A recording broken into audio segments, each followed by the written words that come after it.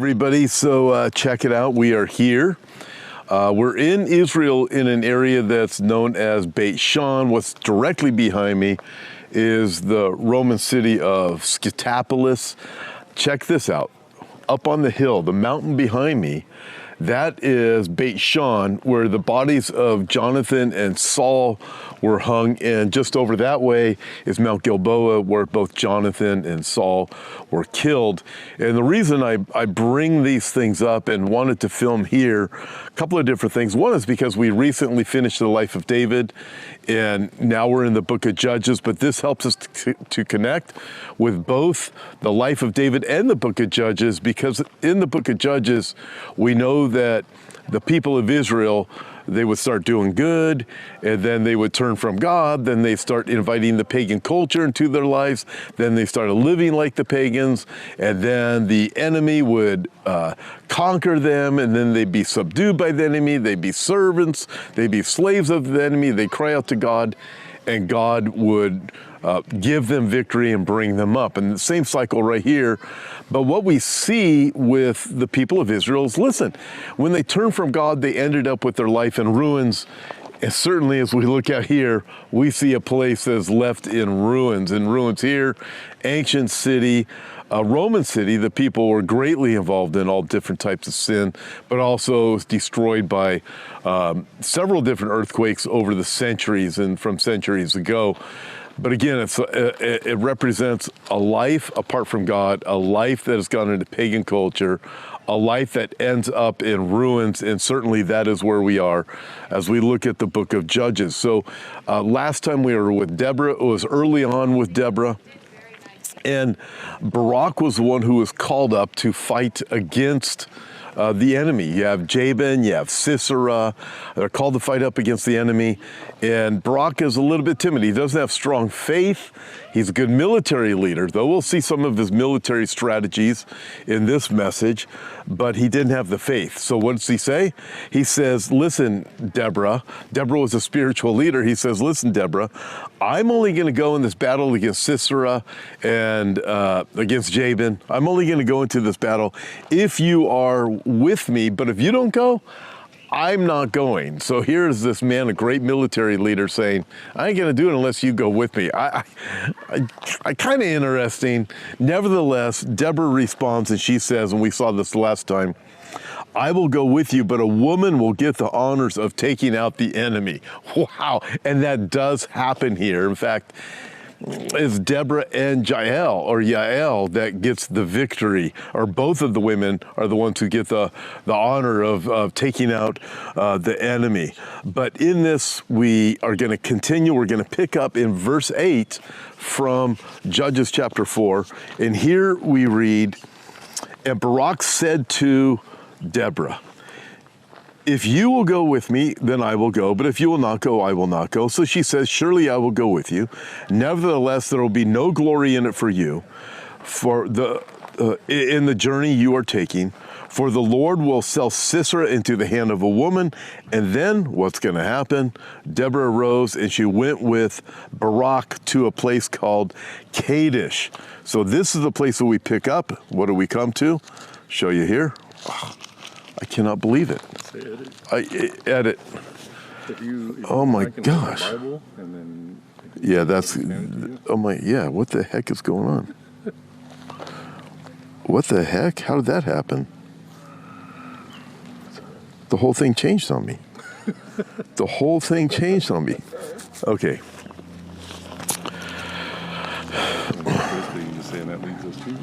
That leads us to here, number one, we note, it's what Barak knew. What he knew is he lacked faith. Hence, Deborah, I'm not going unless you are going with me. If I do, a woman's going to get the glory, says Deborah.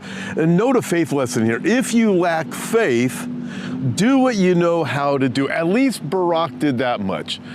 I need help, but I will go. It's okay if it's even a woman that has to go with me, I'll be good with it. And notice also in verse 10 as you continue reading here, Barak begins to take some necessary steps. What happens? He may not be a man of great faith, but he does what he knows how to do, as I mentioned. in verse 10 tells us, after he's assured that Deborah's there, that she's a spiritual helper, he being a military leader, what does he do? He does what he can do, and he assembles 10,000 troops. Now, this is a significant step. Why is that?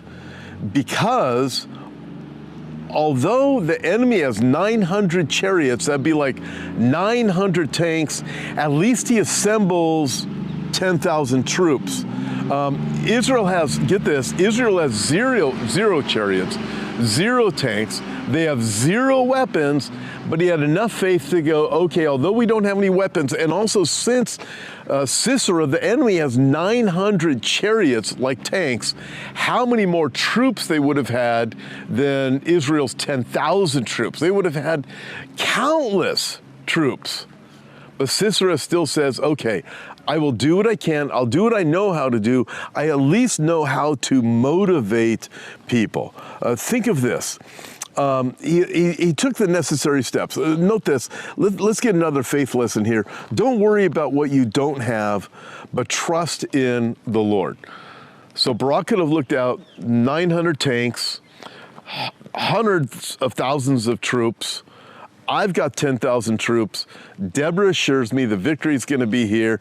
He takes the little steps. It reminds me of the man in the Gospel of Mark chapter 9. He has the dad whose son had a demon, and when the demon would overcome his son would be thrown into the fire or thrown into the water, and he was worried that his son was going to die, and he meets Jesus, and he asks Jesus, can you help my son? Can you deliver him? And then in Mark chapter 9, verse 23, Jesus said to the man, if you can believe, all things are possible to him who believes. Immediately, the father of the child cried out and said with tears, Lord, I believe, but help my unbelief. I think Barak was probably in that place. I think most people are in that place. Okay, I'm supposed to do this. I don't have that confidence. I don't have that faith. Lord, I believe, but help my unbelief. My friends, that's an honest prayer, isn't it? And again, what does Barak do? He's not this great man of faith. He obviously stumbles. He has a little faith, but he does what he can. I think that's worth making a good note of. Let's read from there. Pick it up in verse 11. This is my pulpit today. Thank you, Craig.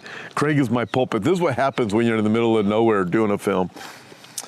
Now Heber, the Kenite, of the children of Hobab, the father-in-law of Moses, had separated himself from the Kenites and pitched his tent near the terebinth tree of Zanim, which is beside Kadesh. And they reported to Sisera that Barak, the son of Abinoam, had gone up to Mount Tabor. So Sisera gathered together all his chariots, 900 chariots of iron, and all the people who were with him from Harosheth Haggayim to the river Kishon. By the way, I know what I just read, and some of you right now are saying, hey, doesn't Pastor Tom know that he's nowhere near these areas that are spoken of here? He's not near Mount Tabor. He's not near the Kishon. Yes, I do know that. As I mentioned, we happen to be here in the area of Beit Shan and the area of Scythopolis. Thought what a great place to bring this, because the life of Judges represented a people, Israel, that were always in ruins. So yes, folks, for those of you who are aware, I do understand that. But verse 14, Deborah says to Barak, up, for this is the day in which the Lord has delivered Sisera into your hand, Barak. Has not the Lord gone out before you? So Barak went down from Mount Tabor with 10,000 men following him, and the Lord routed Sisera and all his chariots and all his army with the edge of the sword before Barak, and Sisera alighted from his chariot and fled away on foot. But Barak pursued the chariots and the army as far as Harosheth Haggayim, and all the army of Sisera fell by the edge of the sword. Not a man was left. All right, thank you, pulpit man. As we look at this, we're introduced to a man named Heber. Okay, he moved his family from the Kenites. It tells us that in verses 11 to 12. And they were a people in an area that was dominated by Sisera. Now, I want you to keep this man Heber in mind because he becomes a very significant player in this story. As we continue reading here, we notice this in verses 13 through 16 with another observation. Notice this. With, what's his name? I can't even remember his name right now. With Barak. How can I forget his name? With Barak, he looked at the problem and he knew he lacked resources, right? He knew he lacked resources. In Psalm 20, beginning of verse 7, the Bible says, some trust in chariots and some in horses, but we will remember the name of the Lord our God. Again, we've already looked at Barak. 900 chariots or 900 tanks. How many troops? Hundreds of thousands of troops. Thousands upon thousands upon thousands of troops against the 10,000 troops of the people of Israel who had no weapons, had no chariots or anything. But nevertheless, what did he do? He knew he lacked resources, but he still trusted in the name of the Lord. Again, Barak isn't a great man of faith. Like the man who said to Jesus, Lord, I believe, but help my unbelief, so it is with you and me. Think of this. If the Israelites would trust God in this most hopeless situation, God would deliver them from even the most impossible situation.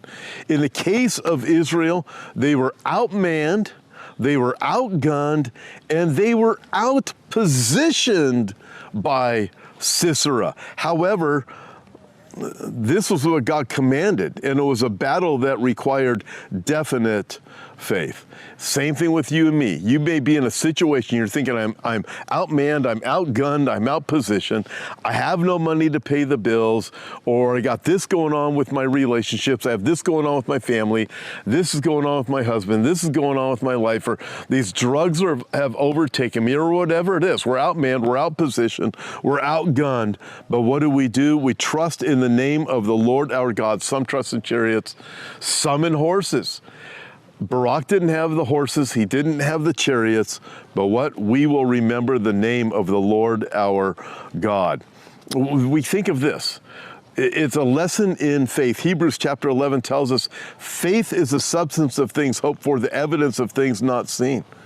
Hebrews chapter 11:6 teaches, without faith it's impossible to please God, for he who comes to God must believe that he is, and that he is a rewarder of those who diligently seek him. Don't forget that. Our life is a lesson in faith. And I believe that God puts us in impossible situations so that we would learn to trust him. 2 Timothy chapter 2, verse 13, it strengthens us. For there the Bible tells us, even if we are faithless, God remains faithful. He cannot deny himself. What happens here? The Bible teaches that God routed the enemy. God teaches his people that God makes the difference. God teaches you and I that he makes the difference. And I look at so much of the Bible is a lesson or a motivation, a teaching, a learning for us to trust in God when you don't have anything else that you can trust in. You can't trust in yourself. You've got to trust in the Lord. We can be outmanned, we can be outgunned, we can be outpositioned. But remember this, God uses the foolish things of the world to confound the wise. So what else? God puts us in impossible situations so we will have to trust him. We don't have a choice. We have to trust God. And maybe you're there right now. Say, God, help me. Trust in him. Let him have the victory. Call upon him. Pray to him. Invite him into your circumstances. And don't say, well, God doesn't even care about this. How do you know God doesn't care about it? God cares about you. And if it's a big deal to you, it's a big enough deal for God to get involved. But you have to invite him into your circumstances. You have to invite him into your life. All right, I need my pulpit bearer again. Verses 17 through 20. Listen to this. However, Sisera had fled away on foot to the tent of Jael, the wife of Heber. Remember I said, remember Heber? Heber's going to be a big deal in a few minutes. The wife of Heber the Kenite, for there was peace between Jabin, king of Hazor, and the house of Heber the Kenite. There was peace between them. So everybody's thinking, oh, Jael, this must be good. There's peace between them. And Jael, she went out to meet Sisera and said to him, turn aside, my lord, turn aside to me and do not fear. And when he had turned aside with her into the tent, she covered him with the blanket. Then he says to her, she says to him, or he said to her, please give me a little water to drink, for I am thirsty. So she opened a jug of milk and gave him a drink and covered him. And he said to her, stand at the door of the tent, and if any man comes in and inquires of you and says, is there any man here? You shall say no. All right, in fact, I can hold on to it for just another second. Notice what we have here. Back in verse 11, Heber moved his family from the Kenites. And as I mentioned, this is going to become significant. The place he moved them to was Zanim, near Kadesh. It was away from the city, but it turns out to be on the escape route from Sisera. Listen, it's not a coincidence. God planned him to move there, the escape route from the Sisera, because God had planned this victory long before Deborah or Barak ever even knew there was going to be a problem, or they were even called into battle. So Heber relocates it just happens to be on the escape route of Sisera. And then the text introduces us here to Jael, who happens to be the wife of Heber. No, friends, this is not a coincidence. Verse 21. And then Jael, Heber's wife, this is one of my favorite passages in the Bible. She took a tent peg and took a hammer in her hand and went softly to him and drove the peg into his temple, and it went down into the ground, for he was fast asleep and weary, and he died. And then as Barak pursued Sisera, Jael came out to meet him and said to him, come, I will show you the man whom you seek. And when he went into her tent, there lay Sisera dead with a peg in his temple. This is pretty self-explanatory, isn't it? I mean, I look at this and think this is just wild. This is something else. So on that day, God subdued Jabin, king of Canaan, in the presence of the children of Israel, and the hand of the children of Israel grew stronger and stronger against Jabin, king of Canaan, until they had destroyed Jabin, king of Canaan. I find this a fascinating passage, just the whole thing. Kind of a short narrative on what was going on. Listen, the next time we pick up here, we're going to pick up in chapter 5. It's the Song of Deborah, but here it's a lesson of faith with Barak. Barak, he says, Deborah, I want you to go into battle with me. Okay, but a woman's going to get the glory, and it's two women. It's Deborah, and they're routing the enemy. The enemy starts to flee. It looked like an impossible situation, and then the tent peg. So what does Jael do? She gives Sisera not water to drink, but she gives him some milk, or some translations say some yogurt. And what's that do? It's a little bit heavy, lulls him to sleep. He goes to sleep, and in goes the tent peg. This is the way God does things. Impossible situations. Trust in the Lord with all your heart. Lean not on your own understanding. Listen, and God is the one who gives us the victories. Amen. God bless you guys.